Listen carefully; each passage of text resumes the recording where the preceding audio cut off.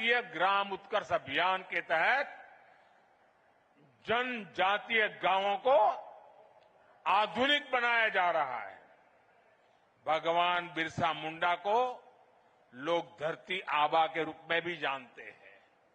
इसका लाभ 5 करोड़ से ज्यादा आदिवासियों तक पहुंचेगा। आज देश में सैकड़ों एकलव्य मॉडल आदिवासी विद्यालय खोले जा रहे हैं। हमने वनवासियों और अनुसूचित जनजातियों के वन अधिकारों को भी मान्यता दी। साथियों, आप ये भी जानते हैं, हमारे आदिवासी भाई बहन हजारों वर्षों से जंगल के संसाधनों का इस्तेमाल करते आए हैं। ये वन संसाधन उनकी प्रगति का जरिया बने, इसके लिए हमने वन धन योजना शुरू की। वन उपज की चीजों पर हमने एमएसपी को बढ़ाया।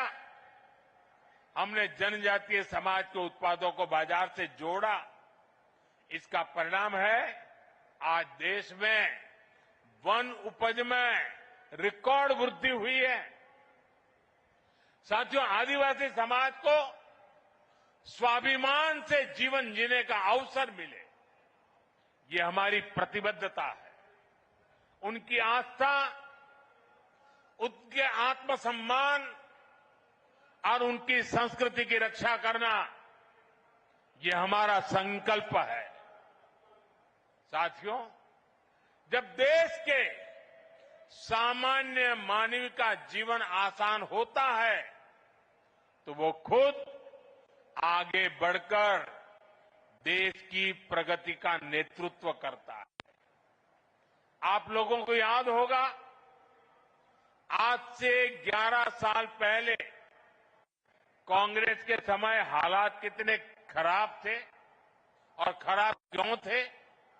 क्योंकि कांग्रेस सरकार देशवासियों के ही शोषण में लगी थी। कांग्रेस सरकार देश के लोगों को ही लूट रही थी। कांग्रेस के समय में टैक्स और महंगाई दोनों आसमान पर थी। आपने जब मोदी को आशीर्वाद दिया तो हमारी सरकार ने कांग्रेस की लूट को बंद किया।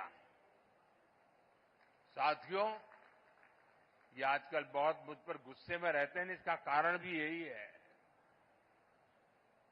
साथियों, 2017 में हमने जीएसटी लागू करके देश को टैक्स और टोल के जंजाल से मुक्ति दिलाई थी। अभी नवरात्रि के पहले दिन से फिर जीएसटी में बहुत बड़ा सुधार किया गया है। इसका नतीजा ये हुआ है कि आज पूरा भारत जीएसटी बचत उत्सव मना रहा है। हर रोज इस्तेमाल की जाने वाली ज्यादातर चीजें सस्ती हो गई हैं। यहां इतनी बड़ी संख्या में माताएं बहनें आई हैं और जब मैं अभी जीप में आ रहा था, सब माताएं बहनें आशीर्वाद दे रही थी। घर में माताओं बहनों के लिए रसोई का खर्च कम हो गया है। साथियों, साल 2014 से पहले अगर आप साबुन, शैम्पू, टूथपेस्ट, टूथ पाउडर ऐसे रोजमर्रा के सामान पर अगर आप 100 रुपये की चीज खरीदते थे, तब ये 100 रुपये का सामान आपको 131 रुपये का पड़ता था। सामान 100 का और देना पड़ता था 131 रुपया। और 2014 के पहले की बात कर रहा हूं, जो आजकल बयान बहादुर भांति भांति के झूठ फैला रहे हैं ना, यानी कांग्रेस सरकार 100 रुपये की खरीद पर 31 रुपये टैक्स लेती थी। 2017 में जब पहली बार हमने जीएसटी लागू किया तो यही 100 रुपये का सामान सिर्फ 18 रुपये बढ़े और 118 रुपये में आने लगा। यानी कांग्रेस सरकार से भाजपा सरकार आते आते 100 रुपये पर 13 रुपये की बचत हुई। अब 22 सितंबर को हम दोबारा जीएसटी को रिफॉर्म किया। जीएसटी रिफॉर्म के बाद जो 14 के पहले 100 रुपये का 131 रुपया देना पड़ता था, अब 100 रुपया में सिर्फ 5 रुपया टैक्स लगता है, सिर्फ 105 रुपया देना पड़ता है। कहां 31 रुपया और कहां 5 रुपया। यानी कांग्रेस के जमाने की तुलना में आज आपको 100 रुपये की खरीदारी पर 26 रुपये की बचत हो रही है। माताएं बहनें तो महीने के बजट का पूरा हिसाब रखती है। हम हिसाब से तो दर महीने अब आपको सैकड़ों रुपये की बचत होने वाली है। साथियों, जूते चप्पल तो सबकी जरूरत होते हैं। कांग्रेस के राज में अगर आपको 500 रुपये का जूता खरीदना होता था तो वो 575 रुपये का आता था। यानी 500 का जूता और बिल आता था 575। यानी कांग्रेस 500 रुपये के जूते पर 75 रुपये का टैक्स आपसे वसूलती थी। हमने जीएसटी लागू किया तो टैक्स 15 रुपया कम हो गया। अब नए जीएसटी के बाद आपको इसी जूते पर 50 रुपया कम देना पड़ेगा। पहले 500 से ऊपर के जूतों पर और भी ज्यादा टैक्स लगता था। हमने वो 500 वाला स्लैब भी हटा दिया। अब हमने जो 500 तक का स्लैब था उसको हटा करके 2500 रुपये तक के जूते उसका टैक्स भी कम कर दिया। साथियों, एक सामान्य परिवार का सपना होता है कि उसके पास एक स्कूटर या मोटरसाइकिल हो। कांग्रेस राज में ये भी पहुंच से बाहर था। कांग्रेस 60,000 की बाइक पर, अगर एक बाइक आप खरीदते हैं 60,000 रुपये में, तो 19,000 रुपये से अधिक टैक्स लेती थी। बताइए, 60,000 रुपये के सामने 19,000 से ज्यादा टैक्स।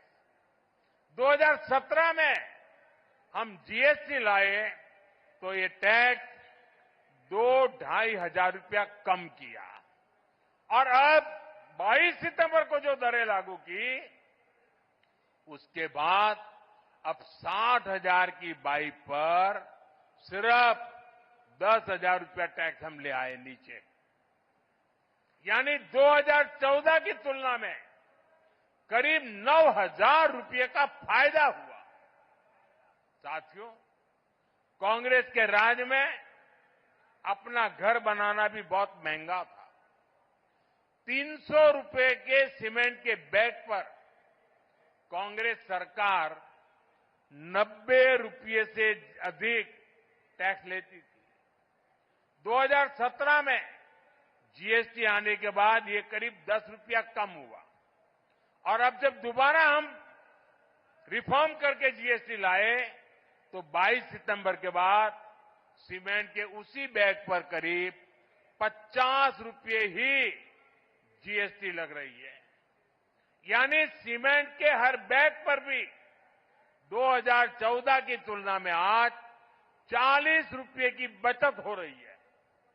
यानी कांग्रेस राज में जहां लूट ही लूट थी, वहीं आज भाजपा की सरकार में बचत ही बचत है और तभी तो देश जीएसटी बचत उत्सव मना रहा है और जीएसटी बचत उत्सव को पूरे देश में मनाया जा रहा है। लेकिन भाइयों बहनों, ये जीएसटी बचत उत्सव तो चल रहा है, लेकिन हमारा एक और लक्ष्य है, आत्मनिर्भर भारत का। हम किसी और पर निर्भर न रहें, ये अब बहुत आवश्यक है। और उसका रास्ता जाता है स्वदेशी के मंत्र से, और इसलिए हमें स्वदेशी के मंत्र को भूलना नहीं है। मैं आप सबसे आग्रह करूंगा, और राजस्थान में और देश के कोने कोने में जो लोग मुझे सुन रहे हैं, उन सबसे भी आग्रह करूंगा, खास करके मेरे दुकानदार व्यापारियों से आग्रह करूंगा, हम जो बेचेंगे वो स्वदेशी ही बेचेंगे। और मैं देशवासियों से आग्रह करूंगा, हम जो खरीदेंगे वो भी स्वदेशी ही खरीदेंगे। हम दुकानदार को पूछेंगे, बताओ भाई ये स्वदेशी है कि नहीं है? और मेरी तो स्वदेशी की व्याख्या बहुत सिंपल है, कंपनी दुनिया के किसी भी देश की क्यों न हो, ब्रांड दुनिया के किसी भी देश की क्यों न हो, लेकिन वो हिंदुस्तान में बनने वाला होना चाहिए, हिंदुस्तान के मेरे नौजवानों की मेहनत से बना हुआ होना चाहिए, मेरे देश के लोगों के पसीने की उसमें महक हो, उसमें मेरे देश की मिट्टी की महक हो, मेरे लिए वो सब स्वदेशी है। और इसलिए मैं सभी व्यापारियों को कहता हूं, दुकान पे एक बोर्ड लगाइए, गर्व से कहो ये स्वदेशी है।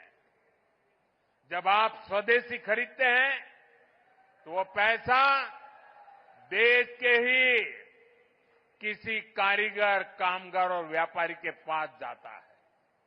वो पैसा देश के बाहर न जाकर देश के विकास में लगता है। उससे नए हाईवे बनते हैं, नई सड़कें बनती हैं, स्कूल बनते हैं, अस्पताल बनते हैं, गरीबों के लिए घर बनते हैं।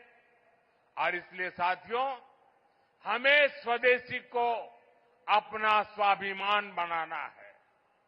मैं चाहूंगा त्योहारों के इस मौसम में आप सब स्वदेशी ही खरीदने का संकल्प लें। इसी संकल्प के साथ मैं एक बार फिर विकास और रोजगार से जुड़ी ढेर सारी परियोजनाओं के लिए आप सबको बहुत बहुत बधाई देता हूं। बहुत बहुत धन्यवाद। मेरे साथ पूरी ताकत से बोलिए, भारत माता की। दोनों हाथ ऊपर करके मां भारती का जय जयकार करें। भारत माता की, भारत माता की, भारत माता की। बहुत बहुत धन्यवाद।